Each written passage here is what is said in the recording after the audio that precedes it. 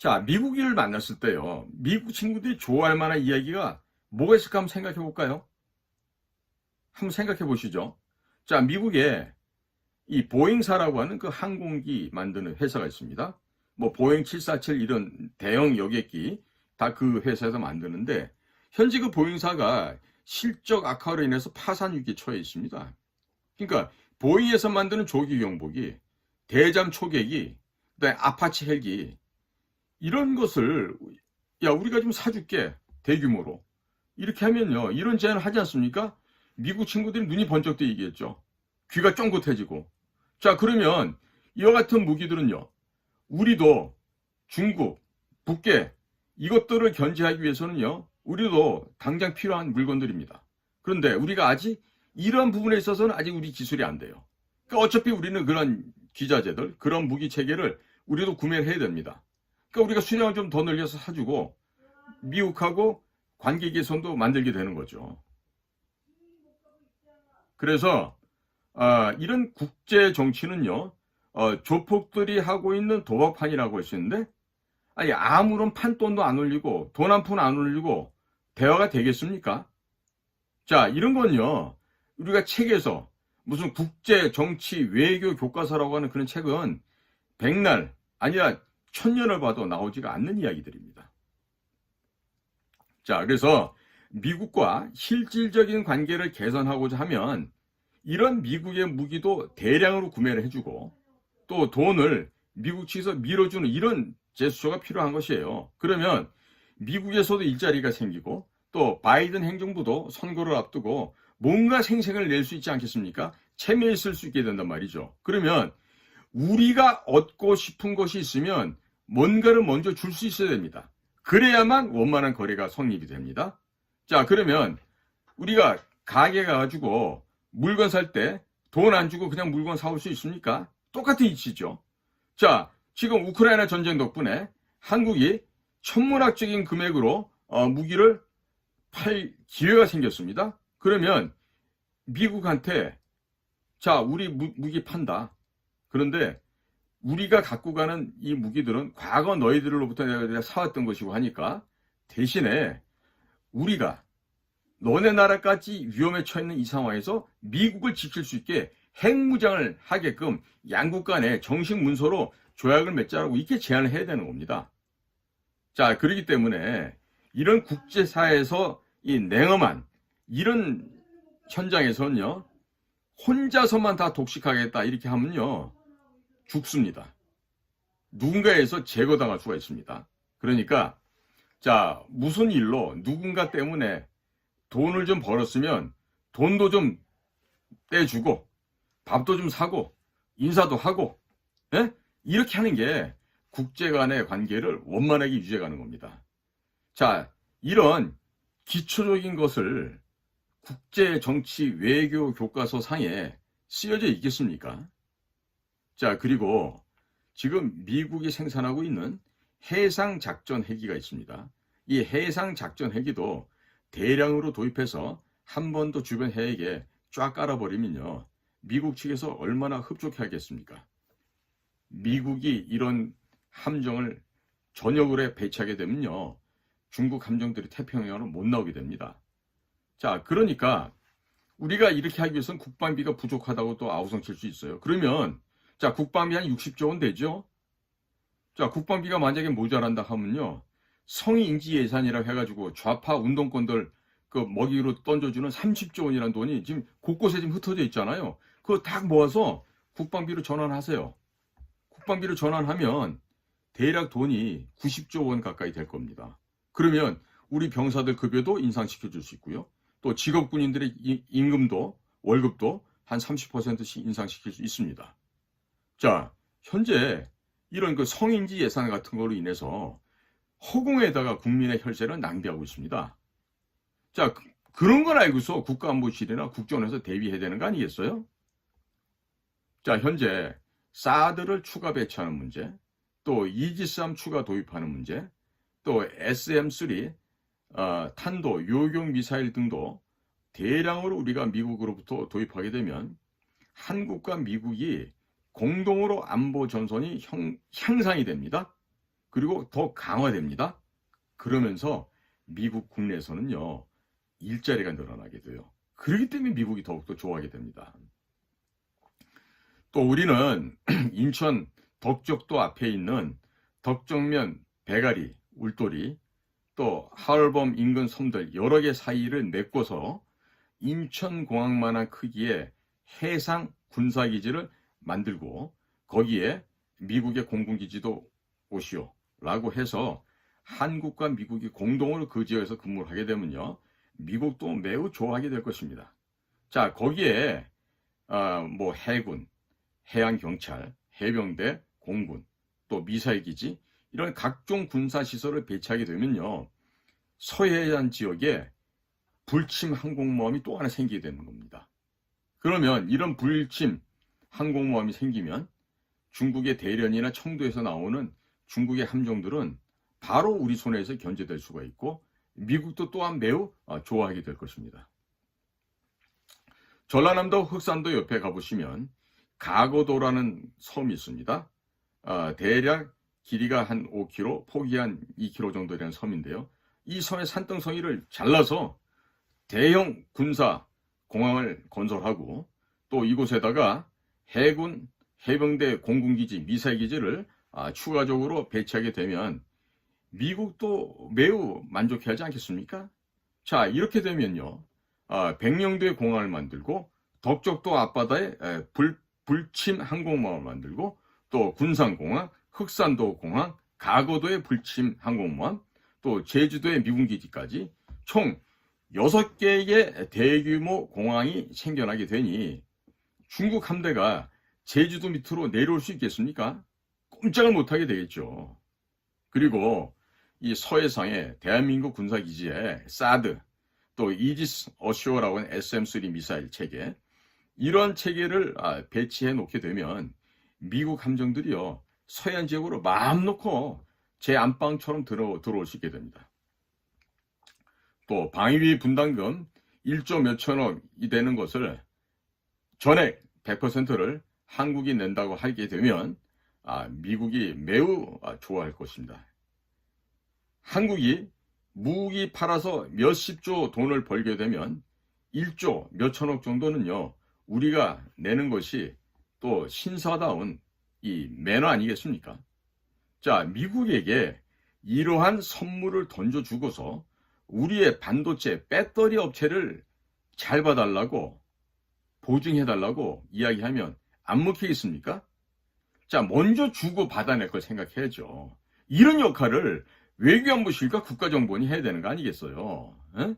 그리고 한국 반도체 업체들이 중국에 공장을 짓도록 이렇게 압력을 가했던 게죠, 문재인과 또 그 전에 노무현, 김대중 정권이 모두가 그런 일을 벌려왔습니다. 자, 이들 그 더불어민주당 일당들에게 대북 송금을 이 하나의 이유로 엮어서 미국의 법정에 세우고 관타나모, 쿠바에 위치하고 있는 관타나모 그 기지로 보내달라고 요청하면 미국이 안 들어주겠습니까? 이럴 때 이와 같은 물밑 작업을 국가정보원장이나 외교안보실장이 해야 되는 거죠. 해야 됩니다. 네? 미국에게 자, 북한이라고 하는 이 지구상의 현재는 최악의 테러 범죄 집단을 남쪽 사람들이 도와줬다. 누가 도와줬느냐? 문재인과 그 일당, 이재명과 그 일당이 도와줬는데 그들이 속해 있었던 더불어민주당이나 민노총, 정교조 이와 같은 자들도 모두가 다 북한의 대남 공작기관과 연합해서 대한민국 국가체제를 전복하기 위해서 지금까지 암약해오고 그들을 도와왔다. 따라서 대한민국의 더불어민주당이나 민노총이나 전교조나 이와 같은 조직들은 전부 북과 내통하고 있는 범죄 집단이고 공동 범죄인들이다. 공동 범죄 집단들이다. 그렇기 때문에 미국의 FBI나 인터폴에서 이와 같은 국제 테러범들에 대한 명단을 달라고 우리 한국에게 요청하기 바란다. 이것을 물밑 작업하면서 원만하게 해결을 해야죠. 그러면서 김대중의 비자금과 미국에 숨겨둔 더불어민주당, 이리 국내 부패 정치인들의 재산도 모조리 다 압류해서 미국을 위해서 써라. 이 돈 갖고요, 워싱턴에 가가지고서 로비 자금을 써도 충분합니다. 아주 그냥 넉넉하게 쓸 수 있죠. 그럼 한미 간의 관계가 그야말로 찰떡이 아니라 악교로 붙인 것보다 더 단단해지지 않겠습니까? 이렇게 해서 미국의 FBI나 인터폴에서 우리 한국에 암약하고 있는 더불어민주당, 민노총, 또 전교조 이와 같은 것을 미국이 국제사회에서 테러단체로 규정을 하는 겁니다. 그리고 그들의 명단을 달라고 대무에 요청하도록 그렇게 만드는 거죠. 전 세계적으로 수배령이 떨어져서 이들이 어디를 가든지 붙잡힐 수 있고 미국이든 어디든 숨겨놓은 재산은 어디든지 다 압류해서 미국이 가져갈 수 있게끔 해놓으면요. 얼마나 미국이 선물을 받고 좋아하겠어요. 네? 게다가 이 점에 있어서 김대중이 한편으로 잘한 일이 있는 것 같아요. 그동안 숱한 거짓말을 해오고 북한은 핵을 개발할 능력도 없고 개발할 의지도 없다고 하면서 대한민국을 송두리째 기만하고 속여왔던 게 김대중이었는데 이 김대중 선상께서 이 대한민국이 위험할 걸 대비해가지고 미국에 돈을 좀 숨겨놨잖아요. 10조가 넘는다 하죠. 그걸 그냥 미국에게 드십시오. 드시라고. 이렇게 하면 미국 바이든 정부에서 한국 반도체나 전기차 배터리 이런 쪽에 욕심을 내겠습니까? 욕심 안 내게 됩니다. 예? 자, 이렇게 우리 김대중 선생께서 미국의 남몰래 미리 선견짐을 가지고 이 보관해놓은 이 돈을 우리가 적절하게 써야죠. 예? 그러면 우리 김기현 국정원장님 같은 분도 뭐 고향이 보니까 서울이 아니라 뭐 전라남도 나주를 하시는 것 같은데 그 김대중 선생의 뜻을 받들어서 미국에서 돈 갖다 줄 수 있게 그 터널을 만들어서 뚫어내고요. 그리고 우리나라의 반도체 기업들 또 배터리 업체들 좀 잘 해달라고 뭐 청을 하는 게 아니라 좀 갑질을 할 수도 있는 거 아니겠어요? 자, 이런 것이 바로 국가 간에 벌어지고 있는 국가 간의 고차원의 비밀 공작 사업인 거예요. 그럼 이런 비밀 공작을 누가 해야 돼? 국정원 원장이 해야지. 직접 해야죠, 그것도. 어? 거기다가 김기현 원장님은 미국 사람들이 좋아하는 그 유타주인가 어디에 있는 그 종교, 몰몬교 그 교도 아니에요. 그 미국 사람들 얼마나 얘기하기 좋아하겠어요. 술도 안 먹어, 담배도 안 펴, 종교도 모르몬교야. 우리하고 딱 친구네. 이렇게 생각할 거 아니에요. 자, 여기다가 지금 우리 카이가 하고 있는 또 획기적인 사업 있죠? 한국의 FA-52 경전투기가 이 초기 버전 50대와 또 이게 T-50 고등훈련기로 해서 다 합치게 되면 총 144대가 있는데요. 이것을 전량 헐값으로 그냥 필리핀이나 혹은 남중국해 밑에 있는 뭐 말레이시아, 인도네시아, 뭐 베트남 이런 국가들에다 팔고 말이죠. 최신형으로 성능을 개량한, 네? 그리고 그들에게는 또 성능 개량비를 또 명목으로 해서 또 추가적인 AS 비용도 받고 이렇게 해서 동남아 국가들의 공군력을 강화시켜주는 거죠. 그러면 미국이 지출할 돈이 엄청 줄어들게 될 거예요. 그리고 자, 생각해 보십시오. 필리핀, 베트남, 말레이시아, 인도네시아 이런 쪽에 공군력이 강화되고 해군력이 강화되졌습니까? 중국이 지금 제1도련선이다, 제2도련선이다 이렇게 해가지고 국제사회에서 지금 망동을 하고 있는데 까불면서 나올 수 있겠습니까? 못 나옵니다. 자, 그러니까 우리는 오래된 기체들을 싼 값에 저 주변 국가들한테 이제 주문하게 되면 헐값으로 팔아내주고 또 계속해서 그 비행기를 수리할 수 있는 그 수리창을 갖다가 짓게 되면요. 완전히 밀착할 수 있는 그런 관계로밖에 될 수가 없습니다. 죄송합니다. 그래서 우리가 동남아 국가 애들은 중고 기체를 헐값에 파니까 그 사람들은 싸게 사서 좋죠. 그리고 우리는 거기서 생기는 돈을 가지고 새로운 전투기로 성능 개량할 수 있죠. 그러니까 우리 기업들은 이중으로 돈을 벌게 되는 그런 구도 아니겠습니까? 자, 그러면 우리 한국의 항공 기업들의 돈도 벌어주면서 미국에게는 생색도 내고 이런 걸 해야죠. 자, 그리고 우리가 지금 현재 KF-21 보라매를 단좌형, 그 다음에 복좌형 지금 두 가지 다 지금 개발해서 지금 계속 시험을 하고 있는데 이러한 우리가 제조한 항공기에 또 국산으로 제조한 초음속 공대함 미사일 이런 것들이 탑재가 될 예정이니까 이 중국 함정들이 함부로 이 중국해 바깥으로 나올 수 있겠습니까? 남지나 동지나 이거 뭐 지네 바다라고 나와서 이렇게 다닐 수 있겠어요? 안 됩니다. 자, 거기다가요. 지금 우리 대한민국 방산업체 중에 지금 잘 팔리는 게 K2, 흑표전차 K9 이 자주포가 있는데요. 현재 우리 국내에는 K1 계열의 구형 전차와 또 K55 계열의 구형 자주포들이 아직 많이 있어요. 그러니까 이러한 장비들을 베트남이나 필리핀에 헐값으로 넘기는 거죠. 그러면요, 대만이 안전해집니다. 중국도 감히 대만을 침공하기 어려워지는 상황이 됩니다. 자, 그렇게 해서 중국의 함정들이 이 남중국해에 신경을 많이 쓰도록 만들고 전선을 확장시켜버리면요, 중국이 힘이 들어요. 대만에 침공할 수 있는 그런 신경을 집중할 수도 없고 그만한 여력도 안 생기게 됩니다. 그리고 이 동남아 국가들까지 군비 증강을 하잖아요.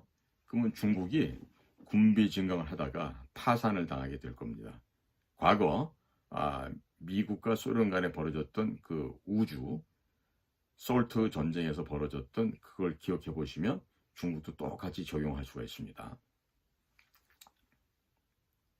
그러면 미국에서는요, 소련과 군비 경쟁을 하면서 소련을 파산시켰죠. 그때 그 작업을 주도했던 사람이 누구냐면 CIA의 로버트 게이츠라고 하는 인물이 있었어요. 로버트 게이츠는 키도 뭐 한 170 정도밖에 안 돼요. 서양 사람 치고는 다부지게 생긴 사람인데 미국 사람이지만 러시아 말을 러시아 사람만큼 했던, 그리고 러시아 사람이 미국 사람이 구분이 안 갈 정도로 현지화가 됐던 그런 요원이었는데, 결국 그런 사람들이 소련을 붕괴시키는 작업에 참여를 했고 이후에는 CIA의 국장까지 하게 되는, 그러니까 미국이기 때문에 가능한 거죠. 대한민국 같으면 어린 반푼어치도 없는 얘기입니다. 잘하면은요 중간에 다 끄집어 내립니다. 예. 자, 그래서 우리가 이 미국이 소련을 붕괴시켰던 그 경쟁했던 관계를 이미 우리 역사에서 보지 않았습니까? 그럼 그와 같은 구도의 그림을 그려서 대통령께도 건의를 하고 미국과도 협의를 해야죠. 지금 미국의 CIA 안에 코리아 미션 센터는 없었지만 차이나 미션 센터라는 게 지금 운영이 되고 있어요. 자, 그러면 우리 김성한 외교안보 실장이나 또 다른 우리 국가정보원의 중책에 계신 분들이요, 과거 소련이 붕괴될 때를 모르시나요?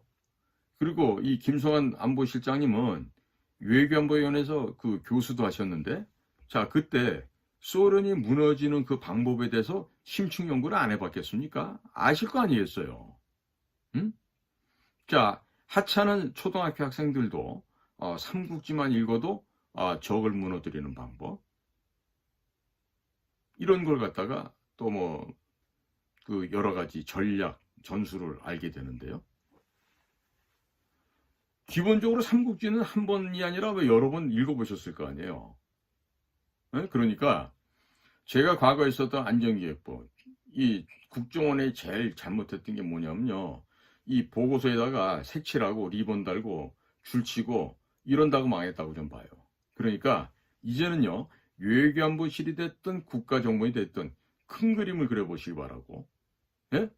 그리고 지금 안보실장이나 국가정보원장은요, 이 장수 아니에요, 장수. 그런데 이 덩치도 크신 이 장수께서 큰 그림을 안 그리고 나비 그림, 뭐 난초나 그리고 있으면 되겠습니까? 좀 용량도 크게, 편폭도 크게 큰 그림을 그리시기 바랍니다. 현재 보면 윤석열 정부 하에서 가장 전투적으로 일하는 사람은 한동훈 장관, 법무장관이 있습니다. 자, 이제 한동훈 장관만큼의 지력이나 혹은 뭐 학력이 안 된다 해서 포기하지 말고 각자 각부 장관들께서 이제 좀 실력을 좀 보여주셨으면 좋겠어요. 네? 지금 저같이 하찮은 국가정보원 퇴역한 이 늦다리 이 퇴역 공작관이 저도 이 정도 그림을 그리는데, 자, 현직에 있는 분들이 적어도 그림은 직접 그리고 색칠도 직접 해야 되지 않겠어요? 이 물감까지 사다 드리고 포스터까지 사다 드려야만 이거 그림 그리겠습니까? 자, 우리 저 안보실장님이나 국정원장님, 또 안보실의 또 1차장님, 생각들 좀 해보시고, 그, 치매에 걸리지 않게끔, 응? 건강 좋아지게끔, 이제는 좀 제 역할을 잘 해주시기 바랍니다. 네. 이게 계속 이런 식으로 되면은 국민들 보기에 부끄러워집니다. 자식들 보기도 부끄러워지고, 지금 대통령 미국 순방을 앞두고 미국과 함께 큰 그림 공부를 잘 해보시기 바랍니다. 경청해 주셔서 고맙습니다.